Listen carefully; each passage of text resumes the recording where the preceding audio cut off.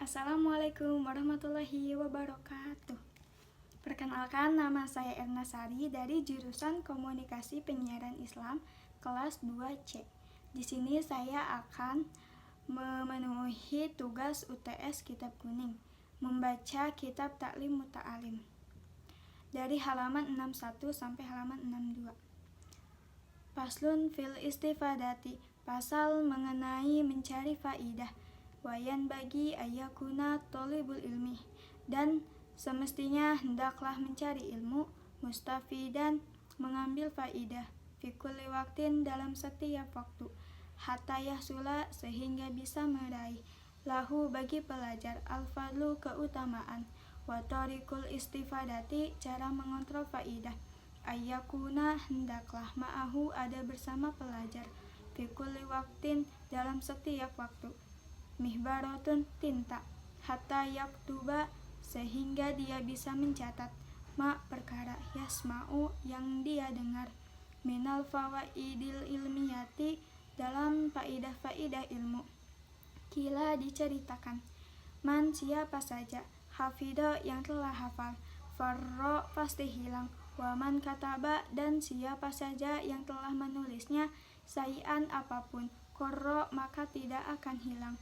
Wakila, dan diceritakan, al ilmu, ilmu itu, ma, perkara, yu'khodu, yang diambil, min afwahihi rijali, dari perkataan orang-orang, li'annahum, karena sesungguhnya mereka, yahfaduna, telah memperhatikan, ahsana, yang terbaik, ma, apa saja, yasma'una, yang mereka dengar, wayakuluna, dan mereka akan berbicara, ahsana, yang terbaik, ma, apa saja, yahfaduna, yang mereka hafalkan, wasami'tu, dan saya pernah mendengar, Syekh al-Ustadz Jainal Islam al-Ma'ruf bil muhtari, sastrawan terpilih, penjaga hebat, yaqulu, berkata, qala Hilal bin Yasarin, ra'aitu, saya melihat, an-nabi sallallahu alaihi wasallam, yaqulu, berkata, li ashabihi,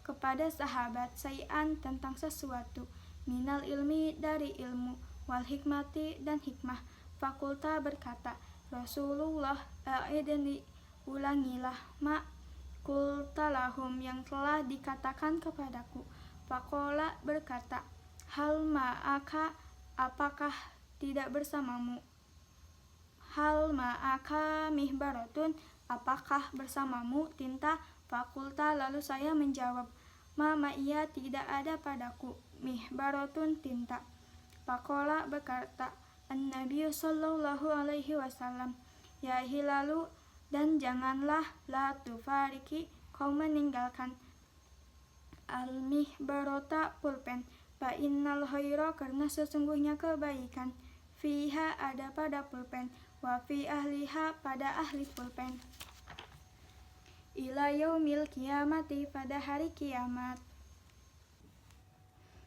Pasal mengenai mencari faidah. Seorang pelajar harus selalu mencari ilmu dan mengambil faidah dalam setiap waktu. Mencatat ilmu dengan tinta sangat penting, karena dengan begitu ilmu tersebut tidak akan hilang, berbeda dengan ilmu yang hanya dihafalkan, yang bisa terlupakan seiring waktu. Ilmu itu seperti kata-kata yang diambil dari orang lain, dan orang yang mendengarkan dan mencatatnya akan dapat berbicara dengan baik. Mencatat ilmu juga membantu kita untuk memahami dan mengingat konsep-konsep yang kompleks. Dengan mencatat, kita dapat memperluas pengetahuan kita dan meningkatkan kemampuan kita dalam memahami berbagai topik. Ada sebuah cerita menarik tentang Nabi Muhammad SAW yang bertanya kepada seseorang, apakah kamu membawa tinta? Orang itu menjawab, tidak ada tinta padaku. Lalu Nabi Muhammad SAW bersabda, janganlah kamu meninggalkan pulpen, karena sesungguhnya kebaikan ada pada pulpen dan pada ahli pulpen pada hari kiamat. Ini menunjukkan betapa pentingnya mencatat ilmu pengetahuan dan menggunakan alat tulis untuk memperluas pengetahuan. Dengan demikian, kita dapat memahami bahwa mencatat ilmu pengetahuan adalah salah satu cara terbaik untuk memperluas pengetahuan dan meningkatkan kemampuan kita. Yang Mulia Hasanuddin berwasiat kepada Syamsuddin putra beliau agar setiap hari menghafal sedikit ilmu dan sepatah hikmah. Hal itu mudah dilakukan dan dalam waktu singkat menjadi semakin banyak. Isham bin Yusuf membeli pena seharga 1 dinar guna mencatat apa yang ia dengar seketika itu. Umur cukup pendek sedang pengetahuan cukup banyak. Ilmu Nahwu, jumlah mufidah dan jumlah ismiyah.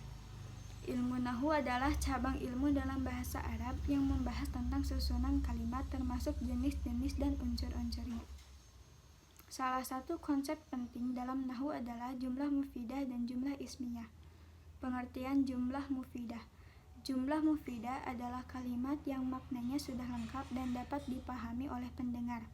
Kalimat ini tidak hanya terdiri dari rangkaian kata, tetapi harus membentuk makna yang utuh. Contoh kalimat yang tidak mufidah adalah hanya satu kata seperti al-masjidu, masjid, atau rangkaian kata yang tidak jelas maknanya.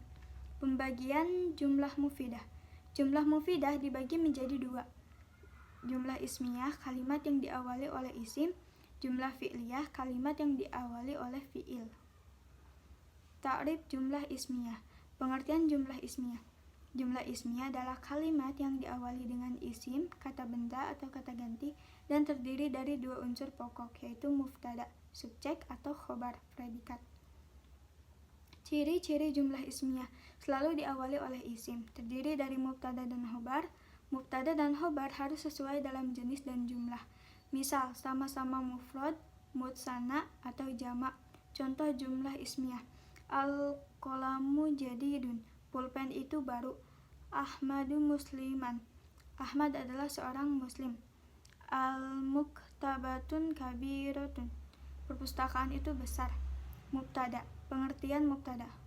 Mubtada adalah isim marfu, kata benda yang dirofakkan, yang diletakkan di awal kalimat untuk memulai pembicaraan tanpa didahului oleh amil lafdi, kata kerja atau partikel yang mempengaruhi i'rab. Mubtada bisa berupa isim ma'rifat, kata benda yang sudah jelas, isim domir, kata ganti, atau isim jahir, kata benda nyata. Syarat mubtada harus berupa isim, kata benda atau kata ganti. Biasanya berbentuk ma'rifat definitif, berada di awal kalimat. Contoh mubtada: al-qalamu pulpen, al-ilmu ilmu, Ahmad. Dalam kalimat al-qalamu jadidun, lafaz al-qalam adalah mubtada. Khobar. Pengertian khobar. Khobar adalah bagian dari jumlah ismiyah yang berfungsi sebagai predikat, yaitu memberikan keterangan atau penjelasan tentang mubtada. Khobar juga harus berupa isim marfu dan melengkapi makna mubtada sehingga menjadi kalimat yang sempurna. Jenis-jenis khobar. Khobar mufrad, satu kata, jadidun. Khobar jumlah, frasa atau kalimat. Fil bayti, di dalam rumah. Khobar syibhul jumlah, frasa preposisi. Fawqat tawilah, di atas meja. Contoh khobar: jadidun, baru. Dalam al-qalamu jadidun. Musliman, seorang muslim. Dalam Ahmad muslimun. Kabiratan, besar. Dalam al-muktabatu kabiratan. Contoh: Ahmad muslimu, Ahmad adalah seorang muslim. Ahmad mubtada, muslim khobar. Sekian yang saya sampaikan. Wassalamualaikum warahmatullahi wabarakatuh.